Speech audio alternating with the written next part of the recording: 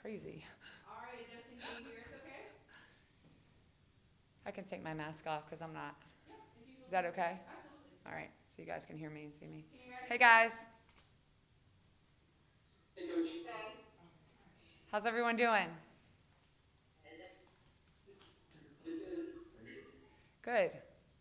Awesome. Aria, why don't you start us off with a question? Okay.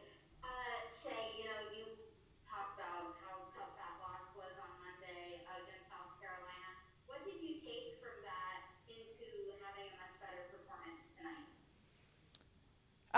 You know, it's part of sports, right? Especially when you're trying to build something special. And I was listening to something today about the Georgia-Alabama football game and the story about the Georgia quarterback who was a walk-on, and then he left and went to junior college and all the things. And it talked about his story and the opportunity that he got, and the fact that, everyone asked him why he stayed, and he said, I love it here, and I believed in myself. And the message from the story was they had just gotten beat by over 2 touchdowns a month before. They lost their starting quarterback. This kid's a walk-on and comes in. He's going up against a Heisman Trophy winner, but none of that matters, right? None of that matters. It didn't matter what happened in the past. The only way that matters is if you let it define you, if you let it hold you back from the opportunity that you're given today, because today is all we really have. And I loved that message, and we talk about that every day with our team, but it was a great way to have them to relate, to the last couple of weeks. All we have today is today. And today doesn't care what happened last Thursday or on Sunday. It doesn't care. It doesn't care that we lost our 5 last games. Today only requires that we give it our best effort. And when we do that, when we give our best effort, when we stay together as a team, when we stay within ourselves and play within the identity that we've created for our team, then good things always happen.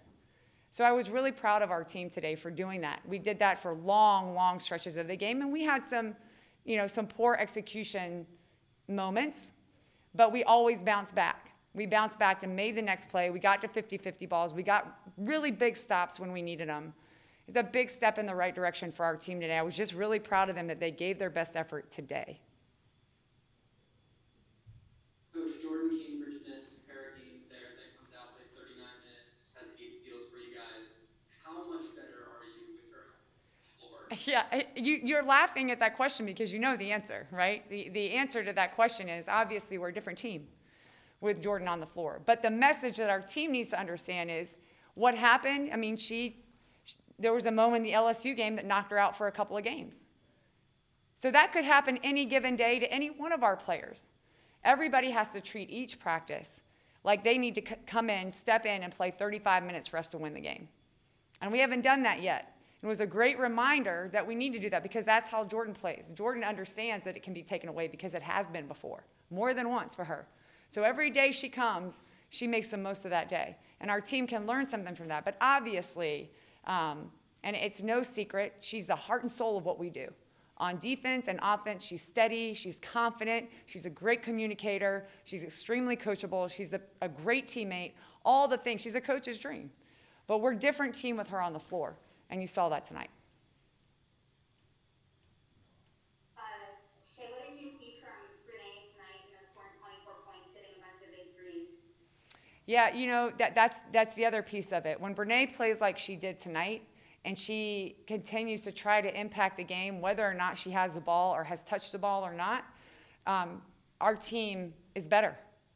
And I've talked about this with our players, and I've talked about this specifically with Brene. The best players that I've ever worked with, played with, coached, are the ones that make everybody else on the floor better. When you go watch them, they can win the game, impact the game without touching the ball. Brene has the ability to do that. And other teams know that. They've been focusing on her, so she's had to do a lot more off the ball. I was really proud of her second effort plays tonight. Defensively, I thought she did some great things. She tried to rebound. She got her hands on a lot of 50-50 balls. And so as a result, the offense just came. It just comes when you play like that. But when she plays like she did tonight, our team is at its best. You went with Sasha a lot down the stretch in the second half. She almost had a double-double in the second half alone. In terms of physicality and effort, does she kind of bring you something that you can't find everywhere? Exactly. You could do my job. Exactly right. We needed somebody to rebound the ball. I mean, we were getting crushed on the boards, and those second opportunities were hurting us. Sasha also carves out a lot of space in the lane and gives us an option to throw the ball in the lane and score. She's gotten a lot better at that. Her improvement is night and day, but in order for her to continue doing that, she's got to play. Sasha's problem is fouling, usually. And I put her in, and she gets in foul trouble, and she plays limited minutes. But she was huge for us down the stretch. Just her presence in the lane, both on offense and defense, gave us an ability to play inside and out. And also, we got, like you said, almost a double-double. She got her hands on a lot of rebounds that we had to have to win the game. Awesome. Any more questions? 14 of 25 turnovers from Kentucky. You know, what worked so well about your defense tonight? Our defense is who we are. Our defense, everything starts with our defense. And it may not always show up in a turnover. And we've talked about that. The goal isn't to steal the ball every time we press. The goal is to put so much pressure on them that they throw it out of bounds every other time, or they take a rush shot, or we get a 10-second call. So all of those things result in turnovers for the most part, and extra possessions for us. So if we can stay committed to that when we're not getting the easy steals for layups, when it gets hard, when we've been pressing for 35 minutes, and we had to call it off at the end because they're getting, layups and wide open threes, we have to stay committed to that. And in order to do that, you have to be in great condition as well. So it's really important that we play as hard as we did in the first 3.5 quarters, that the last 5 minutes of the game, we also need to be able to do that. But 25 turnovers is probably where we need to be to win games. Last one for me, Coach. In terms of players you've seen this year, how tough is Ryan Howard for Kentucky?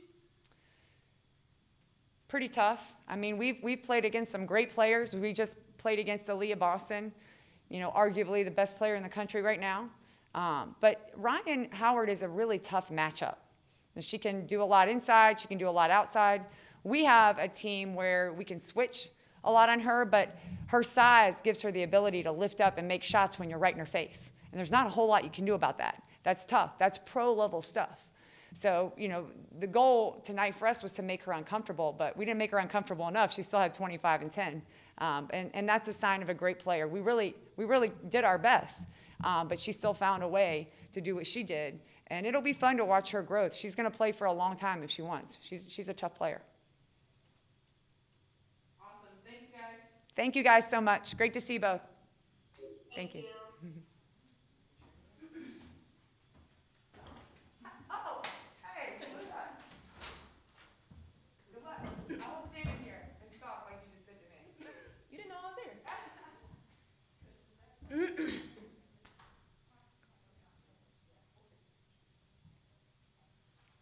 All right. We've got Jordyn Cambridge for you guys.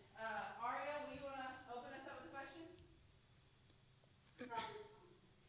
Hi, Jordyn. How did it feel to be, back on the court tonight after missing the last couple games and then just, having all those steals that you did?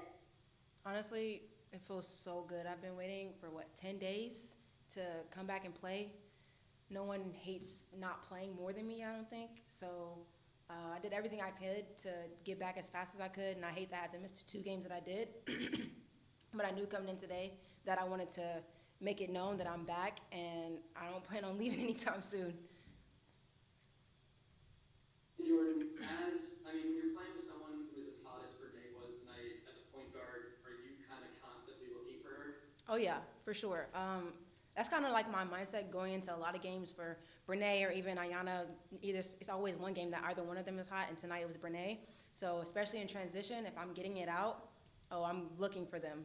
I might look like I'm about to go score, but I'm looking for them, especially if they have a hot hand. She was hitting a bunch of huge threes for us. So if they have a hot hand, I'm going to find them.